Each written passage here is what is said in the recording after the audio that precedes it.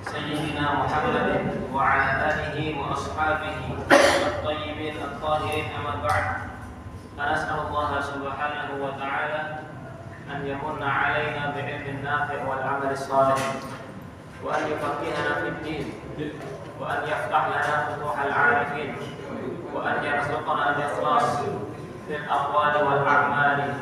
اللهم آمين. Alhamdulillah, Bapak Ibu yang dirahmati oleh Allah Subhanahu wa taala, Allah mudahkan kita berkumpul pada kesempatan malam hari ini, bertepatan malam hari tanggal 12 Rabiul Awal.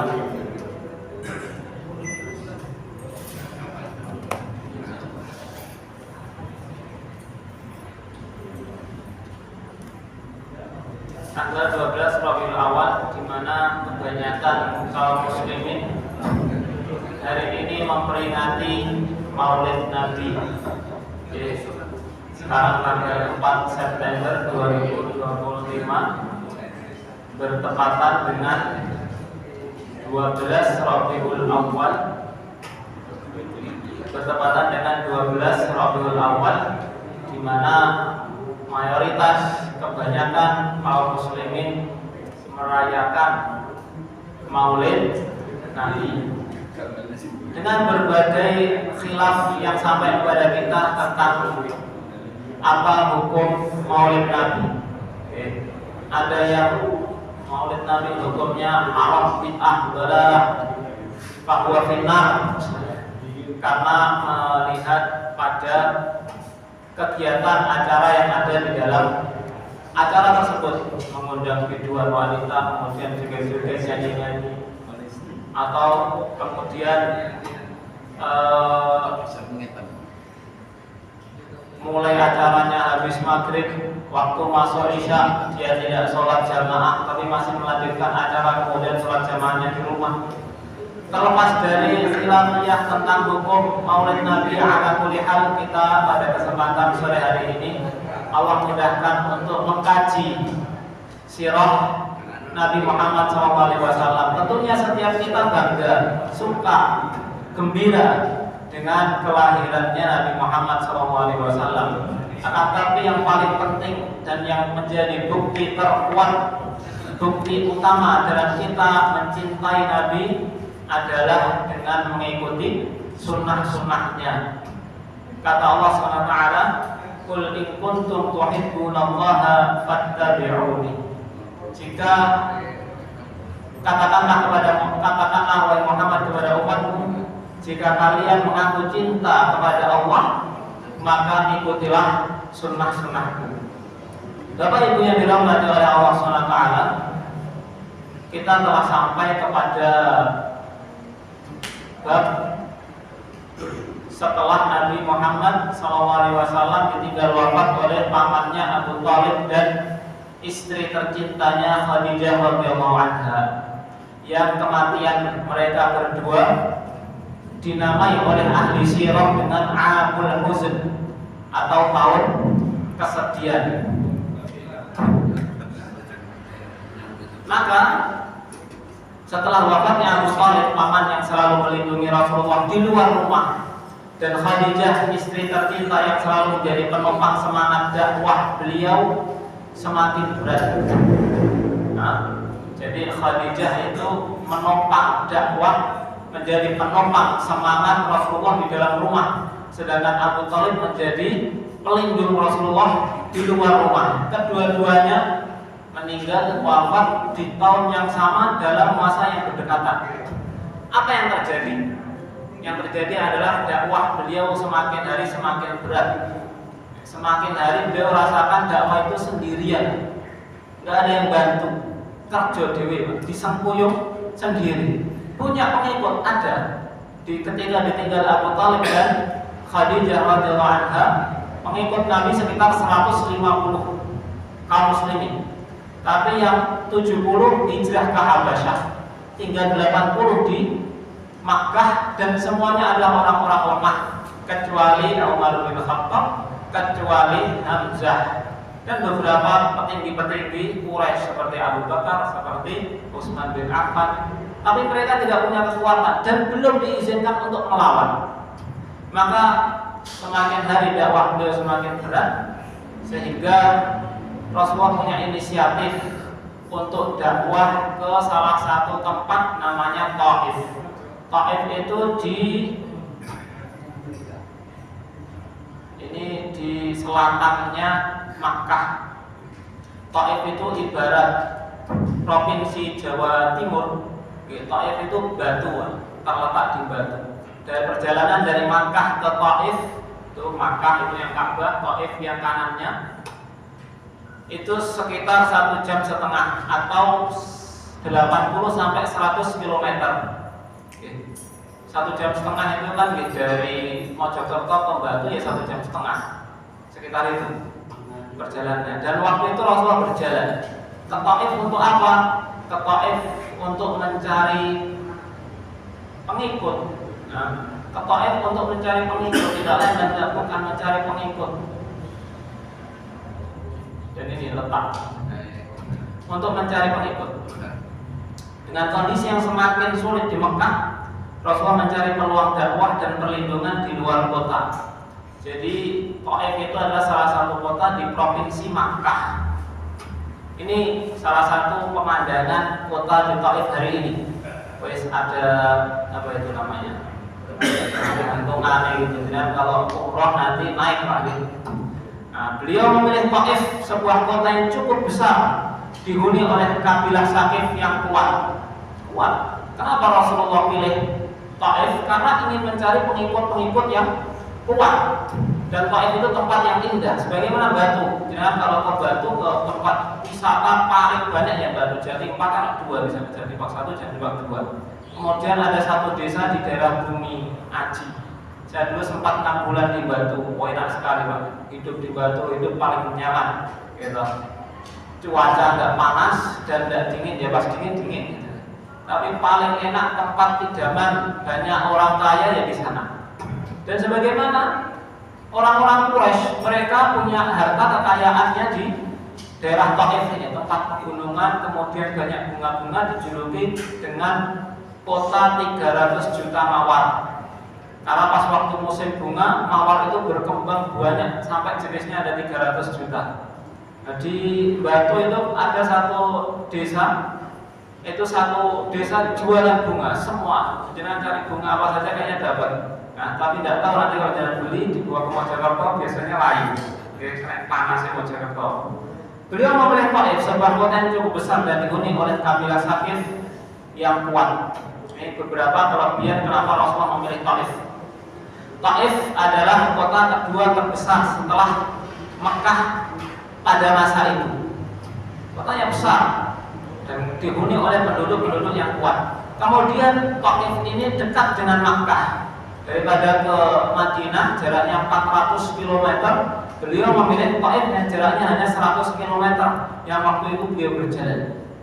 Maka kedudukan Taif itu dengan Makkah dekat, masih bisa dijangkau dengan perjalanan jalan kaki. Dan Rasulullah jalan kaki. Disebutkan dalam kitab Sirah Ibnu Hisham, yang ini yang saya baca ini, beliau jalan kaki ke Taif sendirian. Tapi disebutkan di kitab Sirah Rahid Al-Maktum, beliau ke Taif bersama sahabat Zaid ibn Harisah, satu-satunya sahabat yang namanya disebutkan di dalam Al-Quran. Zaid ibn Harisah, pembantu Rasulullah yang Rasulullah angkat sebagai anaknya dan ditegur oleh Allah, nggak boleh mengambil anak angkat dan menisbatkan Zaid bin Muhammad, nggak boleh. Nah, nama beliau Zaid bin Harisah. Kedudukan Taif dekat dengan Mekah. Ketiga, kenapa Rasulullah memilih Taif? Karena kabilah Bani Thaqif adalah kabilah yang kuat dan paling berani. Misalnya dimusuhkan, diduelkan, segel sama orang-orang Quraisy, kemungkinannya masih bisa meninggalin. Makanya Rasulullah pilih Taif, ingin mencari perlindungan. Kenapa? Karena perlindungan Rasulullah yang kasat mata sudah ada semuanya. Khadijah wafat, sahabat-sahabat juga gemes sampai dengan Umar bin Khattab. Ya Rasulullah, apakah yang kau bawa ini jelas-jelas benar? Iya benar.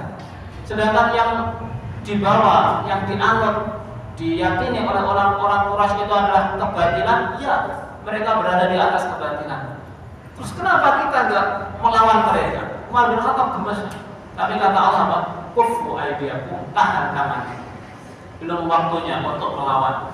Kufu aydiyakum, dan bersabarlah. Wasta'inu bis-sabri was-shalah. Sabar.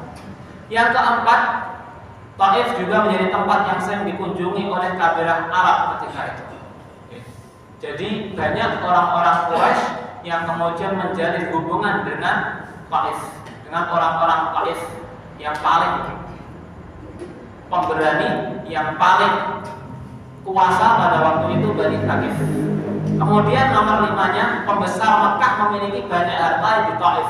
Sebagaimana misalnya orang Mojokerto bangun villa di Batu, orang Surabaya beli tanah di daerah Batu. Tempatnya hampir persis model-modelnya seperti pegunungan. Kemudian kalau orang-orang Makkah itu kepanasan di Makkah, mereka tamasya rekreasinya nyari hawa dinginnya ke Taif ini, Bang. Nah, Rasulullah berangkat bersama Zaid ibn Harisah. Saya ambil di sini dari kitab Rahim al-Maktum. Di Taif beliau menemui 3 pemuka besar. Ini adalah dari Bani Saqif semuanya. Siapa mereka? 3 pemuka besar ini adalah 3 bersaudara dari satu bapak yang sama. Yang pertama Abdu Yalail.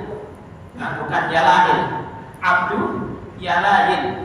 Yang kedua Mas'ud, dan yang ketiga Habib ibn Amr. Habib ibn Amr ibn Umair. 3-tiganya Ibn Amr ibn Umair. Jadi Abdul Yalail ibn Amr ibn Umair, Mas'ud ibn Amr ibn Umair, Habib ibn Amr ibn Umair. Ditawarkan kepada mereka bertiga bagaimana Islam, apa yang didapat ketika mau memeluk Islam, apa kewajiban yang harus ditunaikan ketika masuk agama Islam. Namun sayang seribu sayang, bukan sambutan hangat yang diterima oleh Rasulullah dari mereka bertiga. Nah, dan ini strategi dakwah beliau, cerdas beliau. Yang pertama didatangi adalah pemukanya, bukan orang-orang rumahnya. Bagaimana kalau di Tamangu itu ada ustaz, datang ke Tamangu, tempat Tamangu itu tempat ada pesugihan namanya Primbon dari. Apa yang beliau lakukan? Datang ke Tamangu, kemudian menikahi anak dukun di situ. Menikahi anak dukun, Ustadz Yusuf Hilmi. Itu ustadz di sana, Ustadz Tawangmangu, itu julukannya. Satu Tawangmangu, ustadznya ya beliau. Kajiannya banyak, luar biasa. Pernah ditanya oleh satu marmita, satu hari beliau ngisi 6 kajian. 1 hari 6 kali. Jadi kalau 1 bulan bisa sampai 300 kali beliau ngisi kajian. Nah, dipindah-pindah terus. Nah, beliau nikahi anaknya dukun di situ, kemudian dukunnya ikut, bapak mertuanya ikut masuk Islam, kemudian karena pemuka, kemudian satu desa Tamangu hampir mayoritas di sana itu masuk Islam, dan Islamnya luar biasa, kuat, termasuk kuat, ya. Nah, keislamannya kuat. Tapi ini yang didapati Rasulullah sebaliknya. Bukan sambutan hangat yang diterima Rasulullah, akan tapi ejekan, penolakan, bahkan penghinaan. Mereka bukan hanya menolak dakwah, tapi juga menghinakan Rasulullah Shallallahu Alaihi Wasallam. Apa bentuk penghinaannya ini? Ketika ditawarkan kepada Rasul, kepada mereka bertiga, salah seorang di antara mereka mengatakan, "Huwa yamrutu," yang ini lah. "Huwa yamrutu siyabal Ka'bah in kana Allahu arsalaka." Garis bawah yang paling pertama. Huwa yamrutu thiyabal Ka'bah in kana Allahu arsalaka. Kalau aku menerima ajakanmu, berarti aku seakan-akan menarik kain Ka'bah dan membuangnya, jika Allah memang benar-benar mengirimmu menjadi Rasul. Yang kedua, yang Mas'ud mengatakan, "Ama wajadallahu ahadan yursiluhu ghairaka." Apakah enggak ada orang lain yang Allah utus selainmu, kok sampai repot-repot mengutusmu? Ya, dia Rasulullah. Yang ketiga, orang yang ketiga, Habib mungkin mengatakan wallahi la ukallimuka abadan. Orang musyrik mengatakan wallahi. Kenapa? Karena mereka yakin dengan Allah SWT sebenarnya. Hanya saja mereka itu melakukan kesyirikan. Mereka menyembah Allah, tapi juga menyembah selain Allah. Mereka beribadah kepada Allah dan mereka bersumpah dengan nama Allah. Wallahi, kata Habib, la ukallimuka abadan. Aku tidak akan berbicara kepadamu selama-lamanya. La in kunta rasulan minallahi kama taqul. Seandainya kamu memang benar-benar rasul yang diutus oleh Allah sebagaimana yang kamu sampaikan, la anta a'dhamu khataran min an arudda 'alaikal kalam.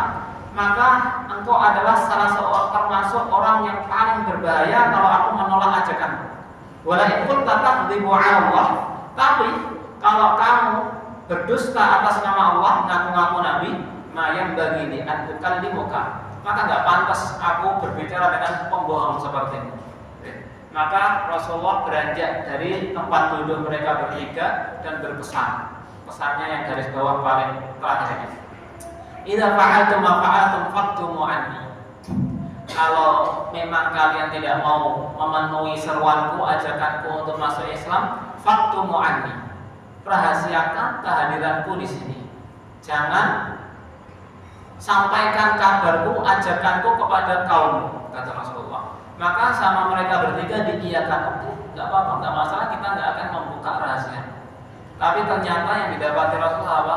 Rasulullah dikhianati oleh mereka bertiga. Dikhianati oleh mereka bertiga. Ternyata di balik layar mereka bertiga ngompoli penduduk Taif untuk mengusir Rasulullah. Rasulullah disebutkan dalam kitab Wahid Al-Maktum itu berada di Taif sekitar 10 hari. Sekitar 10 hari berada di Taif untuk berdakwah, ngajak 1 orang, 2 orang, 3 orang, semuanya tidak ada yang menerima. Baik dari yang kaya, yang pertengahan, yang paling miskin pun nggak ada yang mau menjawab ajakan Nabi Muhammad untuk dakwah. Berat Pak dakwah dewian atau berdua, hanya berdua di satu tempat, di sana dakwah, dapat alas, dan tidak ada yang menjawab. Tidak berhenti di situ saja. Ejekan, penolakan, tapi penduduk Taif kemudian mengusir Rasulullah. Mereka mengompori bertiga, mengompori anak-anak dan budak, disuruh melempari beliau Shallallahu Alaihi Wasallam dengan batu hingga terluka. Cara melemparinya itu ada khusus caranya. Jadi Rasulullah berjalan, kemudian diikuti oleh orang-orang bodohnya, anak-anak kecil dan orang-orang bodoh, budak-budak, dilempari tumit beliau ketika tumitnya diangkat dengan batu, sehingga darah bercucuran dari tubuh beliau yang mulia Sallallahu Alaihi Wasallam. Zaid bin Harisah berusaha untuk melindungi Rasulullah dengan tubuhnya, namun beliau tetap terluka parah. Dalam keadaan sangat sedih, kemudian Rasulullah berdoa dengan penuh kerendahan hati.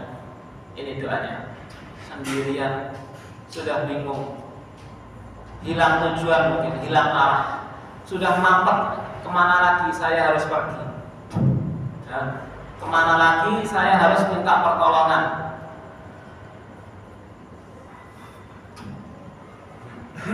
Ini doa Rasulullah. Doa ketika sudah buntu, Pak, pintu-pintu sudah buntu, dengan usaha tidak ada hasilnya atau malah bangkrut, entek-entekan, ini doanya. Rasulullah sudah buntu, mau kemana lagi ini saya setelah ini? Ke Mekah, ketemu musuhku, ke tempat yang baru pun saya diusir, sementara modal sudah habis semuanya. Penopang ekonomi dakwahku Khadijah radhiyallahu anha sudah meninggal, habis semuanya. Tak-takan Rasulullah untuk dakwah. Ini Rasulullah dakwah berkorban darah. Di sini Rasulullah berkorban darah, kakinya sampai berdarah-darah, bukan karena nginjek beling, enggak, memang dilempari, dilempari dengan batu. Rasulullah berdoa, doa Rasul fi Taif, ketika sudah bersandar di satu dinding kebun. Rasulullah kemudian dengan khusyuk mengatakan, Allahumma ilaika ashku du'fa quwwati wa qillata hilati wa hawani 'ala nas. Ya Allah, kepadamu aku adukan lemahnya kekuatanku dan qillata hilati wa hawani 'alan nas, sedikitnya kekuatanku dan rendahnya diriku di hadapan manusia. Kerendahan diriku berhadapan dengan manusia. Aku lemah sekali ya Allah. Wahai Zat yang Maha Pengasih lagi Maha Penyayang, Engkaulah pelindung bagi si lemah, dan Engkau jugalah pelindungku. Kepada siapa diriku hendak Engkau serahkan? Kepada orang yang jauh, maksudnya orang-orang Taif yang berwajah suram terhadapku, menolak ajakan dakwahku, ataukah kepada musuh yang akan menguasai diriku, yaitu orang-orang Quraisy? Jika Engkau tidak murka kepadaku, maka semua itu tidak akan aku hiraukan ya Allah, karena sungguh besar nikmat yang telah Engkau limpahkan kepadaku. Yang penting Engkau gak marah, yang penting Engkau tidak murka kepadaku, semuanya tidak jadi masalah. Aku berlindung pada sinar cahaya wajah yang menerangi kegelapan dan mendatangkan kebajikan di dunia dan di akhirat, dari murkamu yang hendak Engkau turunkan dan mempermasalahkan kepada diriku. Engkau berkenan, sungguh tiada daya dan kekuatan apapun selain atas perkenaanmu. La haula wala quwwata illa billah. Ini doanya kalau bahasa Arabnya bagus sekali. Ya Arhamar Rahimin, Anta Rabbal Mustaqafin, wa Anta Rabbi, ila man takiluni, ila ba'idin yatajahhamuni, am ila aduwin malaktahu amri. In lam yakun bika alayya ghadabun fala ubali, walakin afiyatuka hiya awsa'uni. A'udhu binuri wajhika alladhi ashraqat lahu dhulumat wa salaha alayhi amru dunya wal akhirah min an tunazzila bi ghadabuk aw yahilla alayya sakhatuk lakal utbi hatta tardu wala hawla wala quwwata illa billah. Ini doa Rasulullah. Khusyuk sekali, konsentrasi sekali Rasulullah doa ini. Kenapa konsentrasi? Karena keadaan mendukung untuk konsentrasi. Kadang kita dongo gak konsentrasi, kita dongo gak fokus, yang penting mengalir saja mulut kita karena sudah sakit biasanya. Rabbana atina fid dunya hasanah wa fil akhirati hasanah wa qina adzabannar. Amin. Rabbi shrah li sadri wa yassir li amri. Amin. Doa yang penting doa, amin yang penting amin. Tidak tahu artinya, tidak tahu. Kalau ini doa jelas-jelas. Sebab kepepet, kondisi kepepet, tidak ada tempat lagi untuk bersandar. Rasulullah di sini bersandar dengan tembok, di sini bersandar dengan tembok ketika berdoa. Layah, lemas, ya, lemas kemudian berdoa. Di Rasulullah berdoa di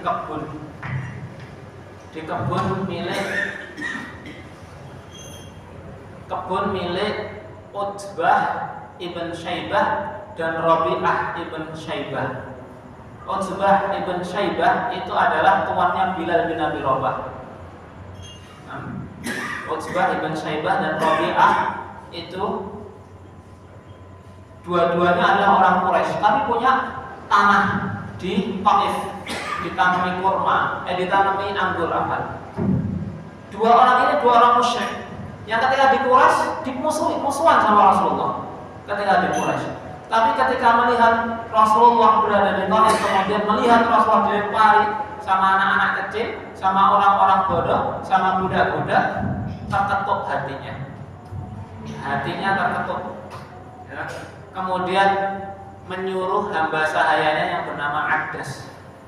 Wahai Addas, itu ada orang laki-laki kasihan sekali. Tahu kalau itu Nabi Muhammad SAW yang tahu di Makkah dimusuhi.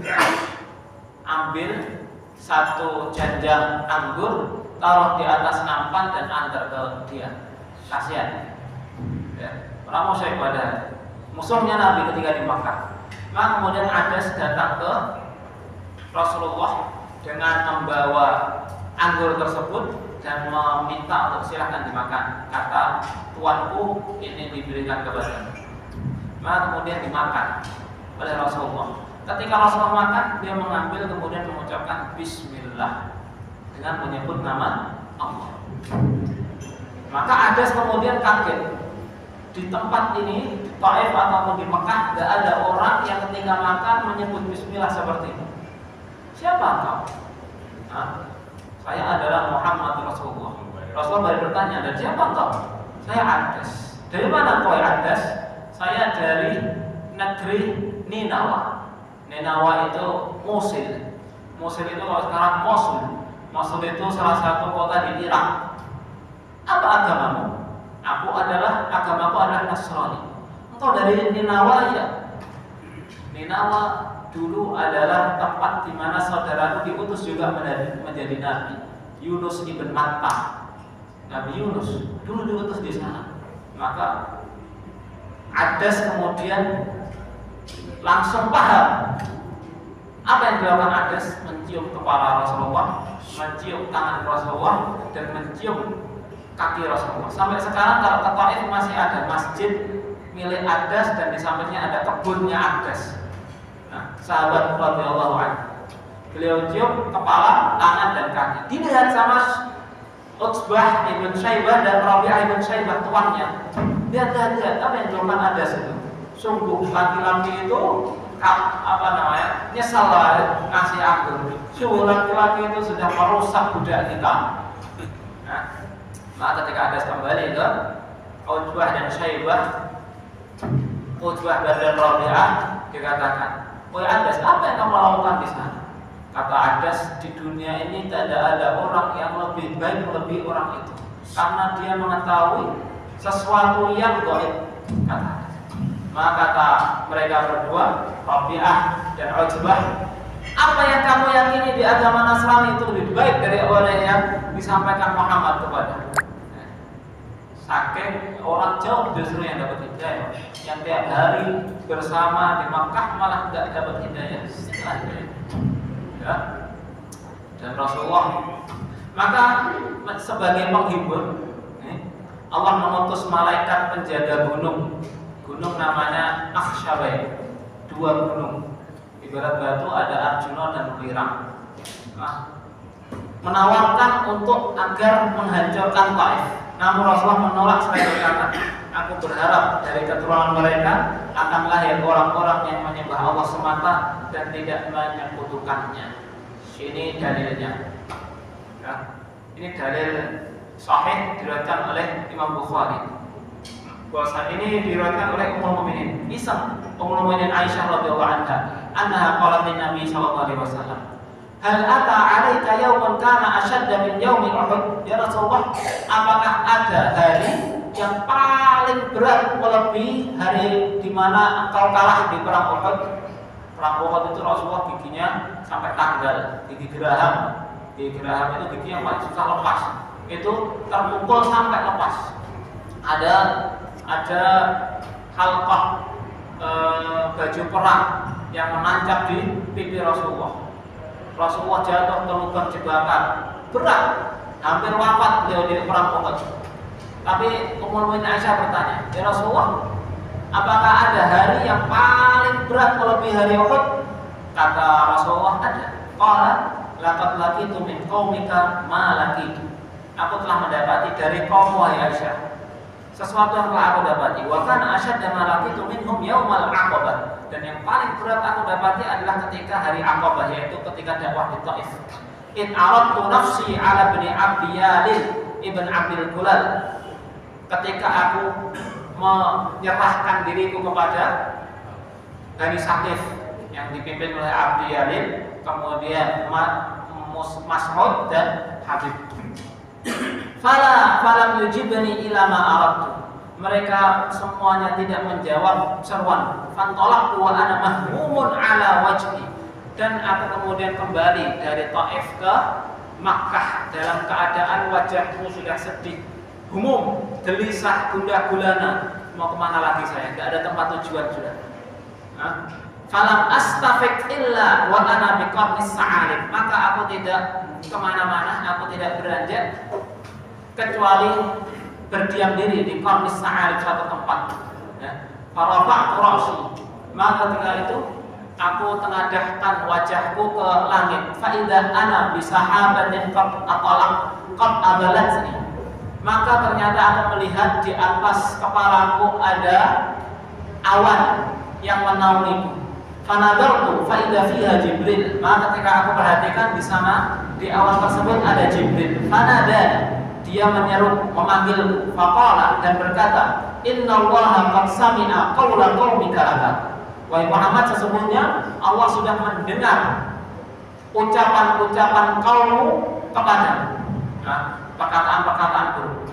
Wa ma raddu 'alaika, dan apa yang telah mereka balas terhadap seruanmu, dilempari. Yang paling berat itu, yang paling menyakitkan itu bukan rasa sakit keluar darah dari lemparan batuan, tapi apa? Rasa sosial. Rasulullah itu terbiasa dimuliakan. Rasulullah itu anak bangsawan, dan tidak ada nabi kecuali anak dari pemuka kaum. Rasulullah itu anaknya Abdul Muthalib, Abdullah bin Abdul Muthalib. Kakeknya pemuka kaum. Bahkan pamannya Abu Thalib pun juga pemuka kaum. Biasa Rasulullah duduk di tempat duduk raja waktu itu. Ditempatkan di tempat-tempat yang mulia, dilayani. Kemudian ketika ini, yang paling berat adalah ketika strata sosial itu terbiasa enak, terbiasa dimuliakan, kemudian dihinakan sehina-hinanya. Seperti orang gila, dilempari. Yang lempari kalau orang kaya tidak jadi masalah. Ini yang lempari anak-anak kecil, orang-orang bodoh, budak-budak. Rendah sekali, hina sekali Rasulullah waktu itu. Maka dikatakan ini paling berat. Kalau lemparan batu sampai berdarah-darah mungkin bisa tahan, tapi secara psikolognya Rasulullah itu sudah berat sekali. Nah, waqad ba'atsa ilaika malakal jibal lita'murahu bima syi'ta fihim. Sesungguhnya Allah sudah mengutus kepadamu malaikat penunggu gunung agar engkau perintah mereka sesuka kehendak.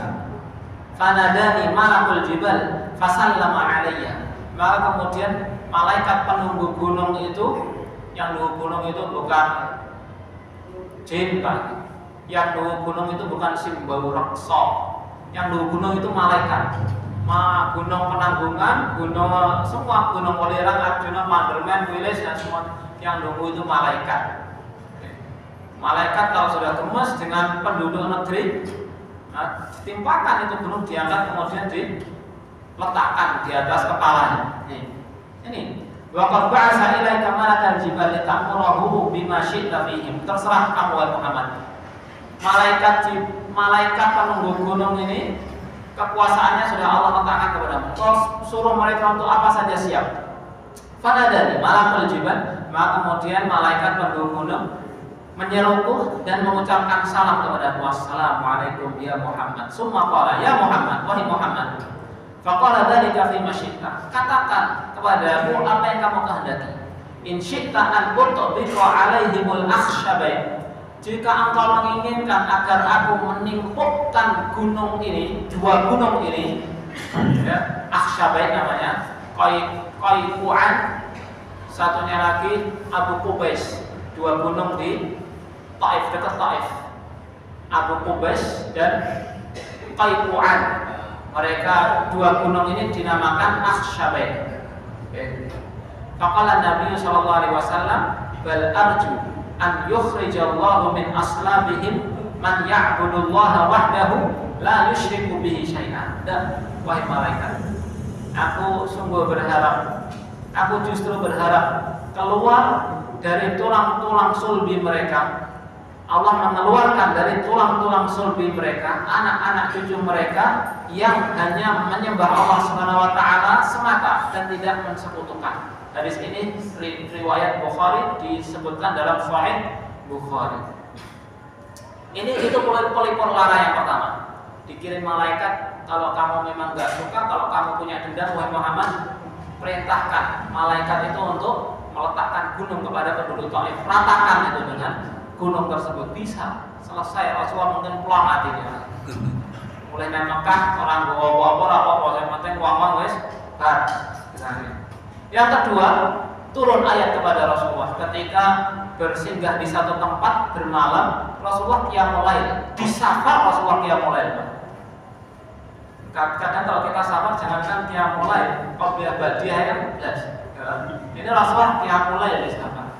Ketika qiyamul lail Rasulullah baca turun ayat Wa in sarafna ilaika nafaran minal jinni yastami'una al-Qur'an. Kalau Rasulullah baca ayat, kemudian Allah utus jin dari Nisibin.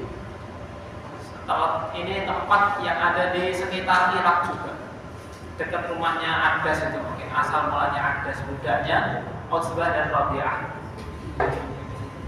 Nasibin, ada yang membacanya Nisibin atau Nasibin. Di mana itu? Madinatun min biladil Jazirah ala tariqil qawafil min Musil ila Syam. Jadi jalan antara Musil dan Syam, antara Mosul dan Syam, antara Irak dan Syam. Nanti kembali ke peta di awal, nanti kalau masih bingung petanya itu. Ada jin utusan dari sana jauh sekali. Turun ayat ini sebagai pelipur larang. Kapan? Di Taif. Ketika Rasulullah sudah buntu tadi. Wa in sarafna ilaika nafaran minal jinni yastami'una al-Qur'an. Dan ingatlah wahai Muhammad, tatkala kami palingkan kepadamu jin-jin, beberapa jin. Ulama tafsir mengatakan jumlah jinnya itu ada 7. Yastami'una al-Qur'an, mereka mendengarkan bacaan Al-Qur'an ketika kamu salat qiyamul lail. Falamma hadaruhu qalu ansitu. Tatkala jin-jin ini jumlahnya 7 telah hadir mendengarkan bacaanmu, sebagian yang lain berkata kepada sebagian yang lain, ansitu, diam, jangan banyak bicara, ada Al-Qur'an dibacain. Jin Pak kalau dengar Al-Qur'an, ansitu.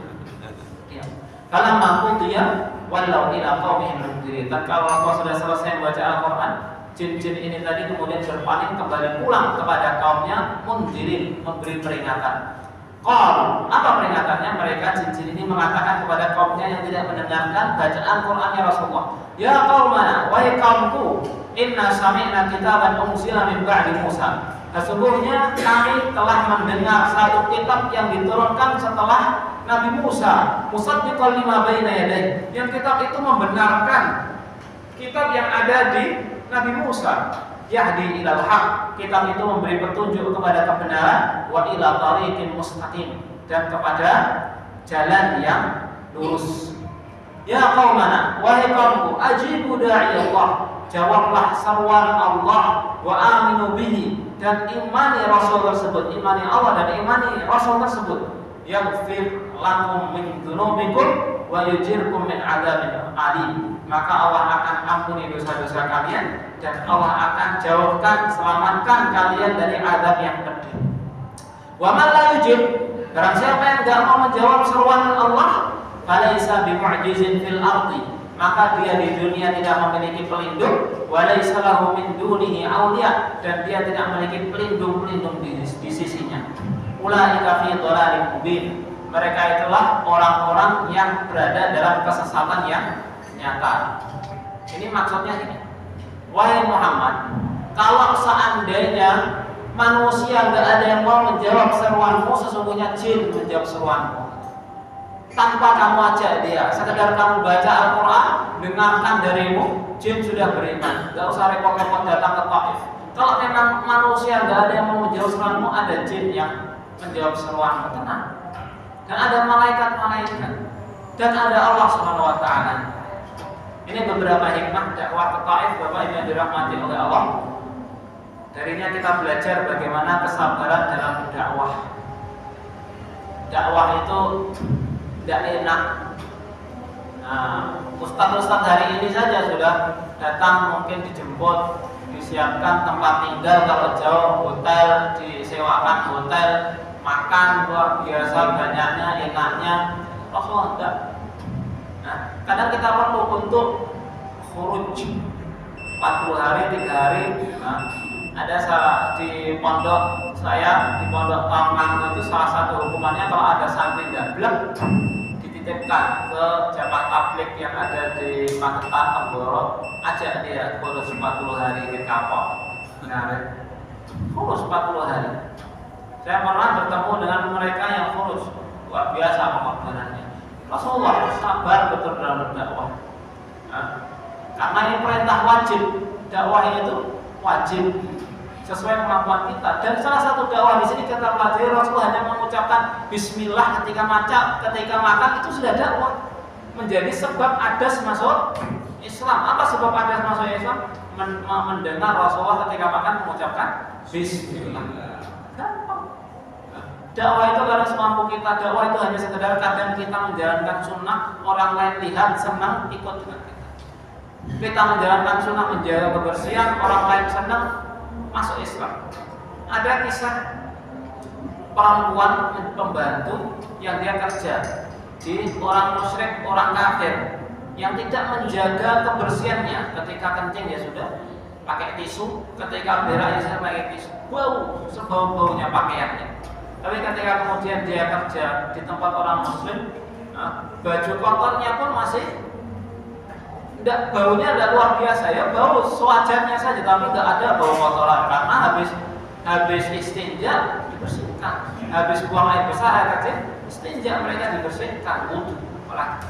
Akhirnya dengan itu bisa membedakan, oh itu kalau orang kafir seperti itu, kalau orang muslim seperti itu, saya tak masuk Islam saja. Hanya gara-gara pakaian kotor masuk Islam. Berdakwah itu kadang harus dengan seperti saya duduk di tempat ini kemudian bacakan Al-Quran, Al-Hadis, menyampaikan sirahnya Nabi, tidak harus. Dakwah itu semampu kita karena itu kewajiban. Dan ini kebenaran tidak selalu diterima dengan mudah. Faktornya banyak. Nabi Muhammad kurang apa dalam berdakwah? Bil hikmah mau'idah hasanah luar biasa, tapi masih ditolak. Apalagi kita kadang rodo emosi dan nyampaikan. Kenapa orang? Saya punya teman semangat ngaji, pulang ngaji bapak ibunya dipaksa untuk ikut ngaji.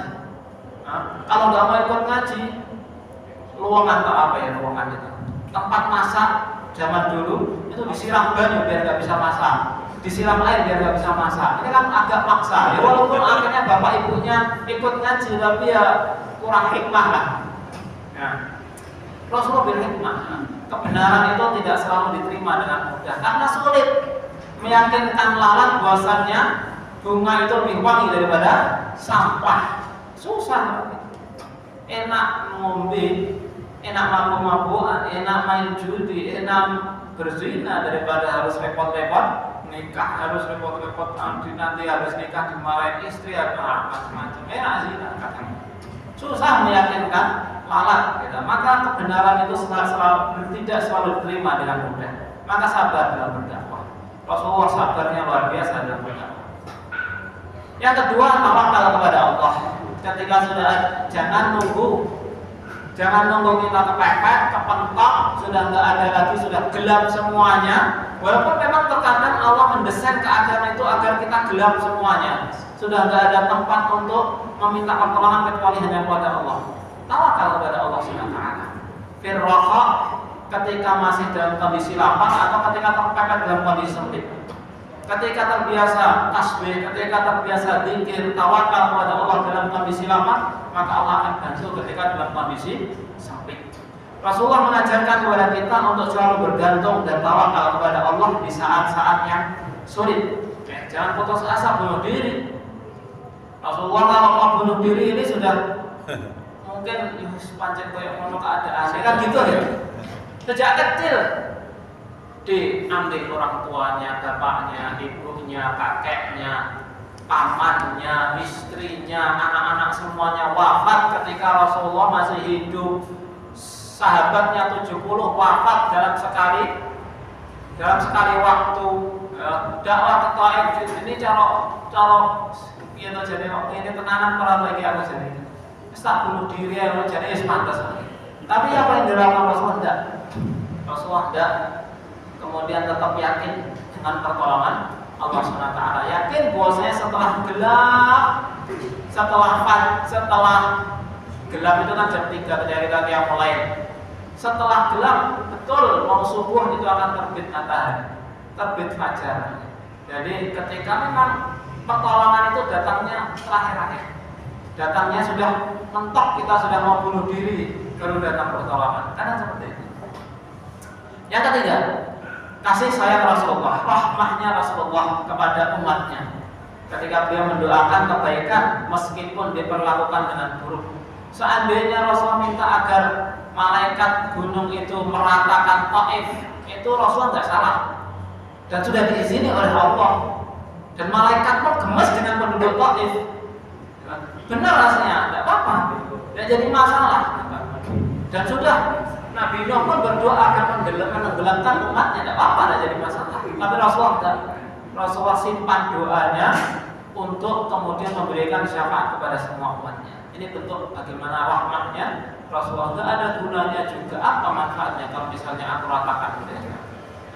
Maka Rasulullah berdoa semoga keluar dari tulang sulbi mereka orang-orang yang hanya menyembah Allah SWT semata. Dan hari ini Taif adalah satu tempat yang paling banyak melahirkan para penghafal Quran.